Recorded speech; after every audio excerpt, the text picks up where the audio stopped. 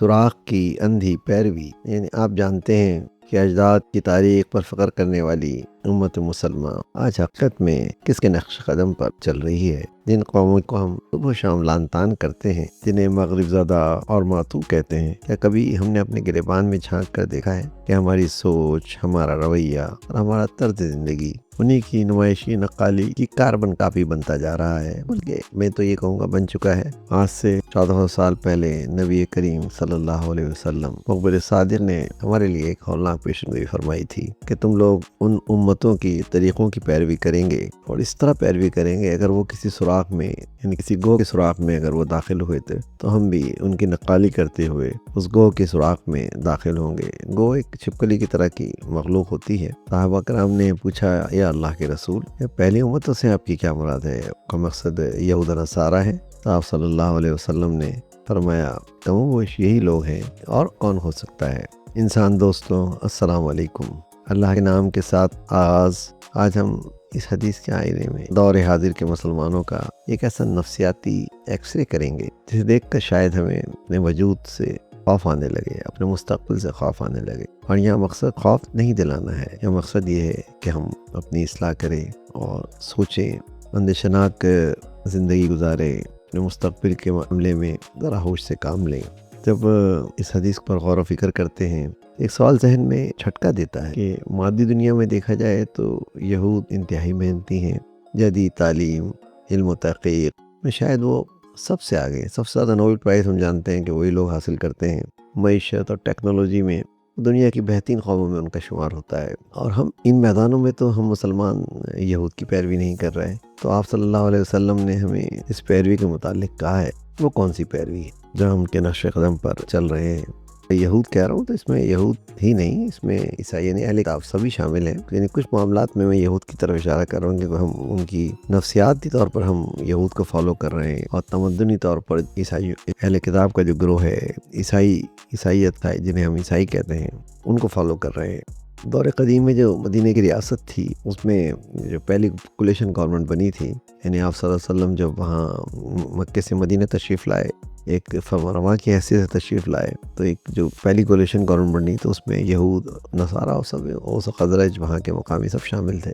آپ صلی اللہ علیہ وسلم کو اس میں جو ہے ایک ویٹو پاور حاصل تھا۔ یہود جو ہیں وہ بڑے بے بس سے نظر آئے اس موقع پر، تو انہوں نے نبی صلی اللہ علیہ وسلم کی جو مخالفت کا طریقہ اختیار کیا، وہ ان کی ریشہ دوانیاں تھیں، صدیوں پرانی جو ان کی معاشی اور سیاسی اجارہ داری تھی، انہیں محسوس ہوا کہ اس کو اب ذکر لگے گی، اور ہمیشہ سے انبیاء ان کے آئے ہیں، اور یہ کیا کہ یہ دوسری قوم میں آ گئے، بنی اسماعیل میں آ گئے۔ یہ چیز ان کو، ان کی قیادت کو، ان کے لوگوں کو، ان کی عصبیت کی وجہ سے وہ اس حق کو قبول نہیں کر پا رہے تھے، اور ان میں یہ عقیدہ راسخ تھا کہ وہ خدا کی لاڈلی جو ہے، چوزن پیپل ہے، وہ منتخب قوم ہے۔ ان کے اندر یہ جو برتری کا احساس تھا، اس خطرناک حد تک بڑھ گیا تھا، پریمیسی کمپلیکس ان کے اندر پیدا ہو گیا تھا، تو وہ حق کی طرف چلنے کے لائق ہی نہیں رہے تھے۔ اور دور رسالت کے یہود کے مقابلے میں آج کے یہود نے شاید بہت سی اصلاح کی ہے۔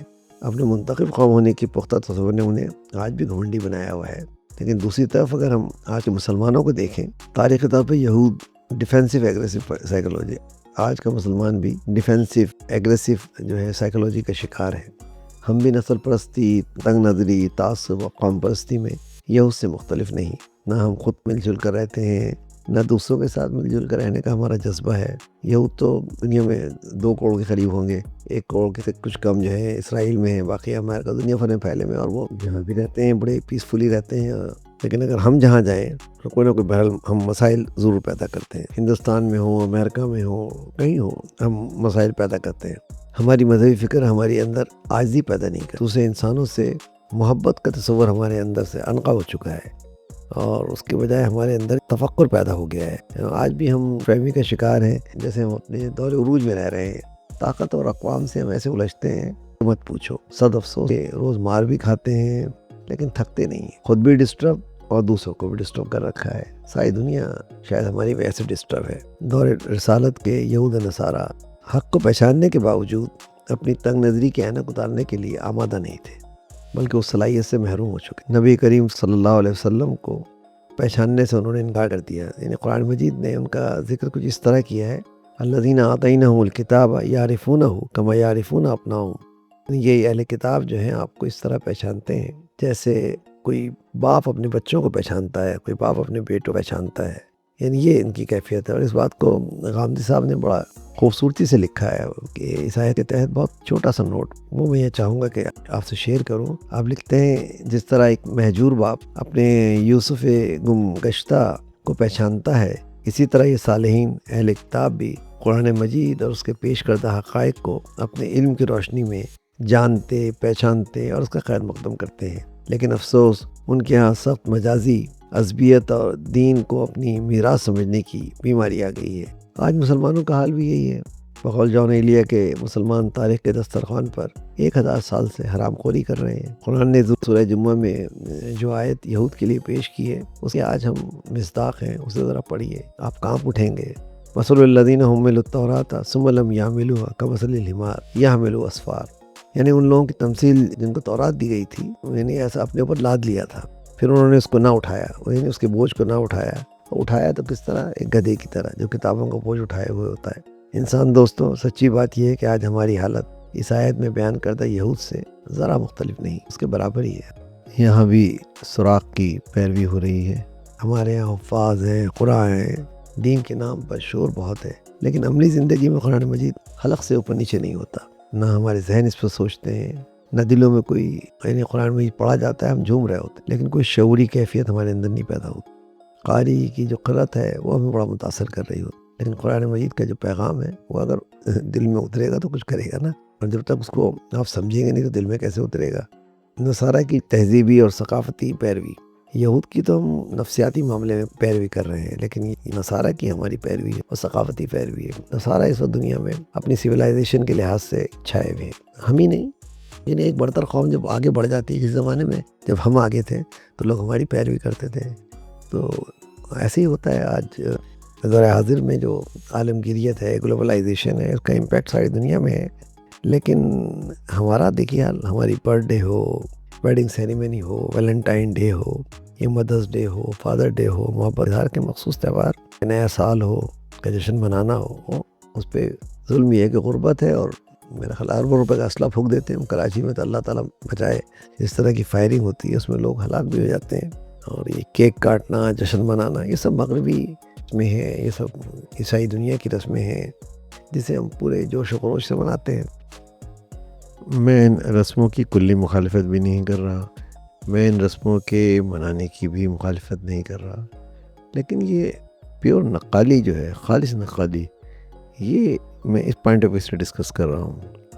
طرز لباس اگر ہمارا دیکھ لیں، فیشن کو دیکھ لیجئے، تو ہو بہو جو ہے جو یورپ میں لوگ پہن رہے ہیں وہ ہم پہن رہے ہیں، ہمارے نائٹ ڈریس، ہمارے ڈے ڈریس، ہمارے آفس ڈریس، بلکہ میں خود گھروں میں جب ہم گھر میں کمفرٹیبل ہوتا تو یہ شارٹس جو ہے زیادہ کمفرٹیبل ہوتی ہے، ٹی شرٹ جو ہے زیادہ کمفرٹیبل ہوتی ہے، اور اس کی ریزننگ بھی ہے، اور بسا اوقات 100% نقالی بھی ہے۔ مرد پہلے جو ہے پینٹ کوٹ پہنتے تھے اہم تقریبات میں، شادی بیاہ میں دولہا جو سر پینٹ کوٹ پہنتا تھا، لیکن خاتون کا لباس کسی حد تک جو ہندوستانی اور یہاں کا لوکل کلچر کے مطابق ہوتا تھا، لیکن اب دیکھیں اس کے اندر بھی بڑی تبدیلی آ گئی ہے، خواتین بھی مغربی طرز کا جو ہے لڑکیاں بچیاں شادی کے موقع پر مغربی طرز کا لباس پہن رہی ہیں۔ شادی بیاہ کی تقریبات بھی جو اسراف ہمارے یہاں زیادہ ہے، یعنی شادی بیاہ کی تقریبات جس لیول کی ہمارے یہاں ہوتے ہیں، جس لیول کا ہمارے یہاں بوفے، ڈنر، بینکویٹس وغیرہ کھل گئے ہیں، ایسا اسراف یورپ میں نہیں ہوتا، لیکن جو وے آف ڈوئنگ ہے وہ تقریباً ایسی ہے، اسی طرح کی ٹیبل سیٹنگ، اسی طرح کی کھانوں جو ہے بوفے سیٹنگ ہوتی ہے، لیکن وہ لوگ شادی بیاہ کے موقع پہ بہت کم لوگوں کو انوائٹ کرتے ہیں۔ لیکن اب ہمارا تعلیمی نظام دیکھ لیجئے، وہ بھی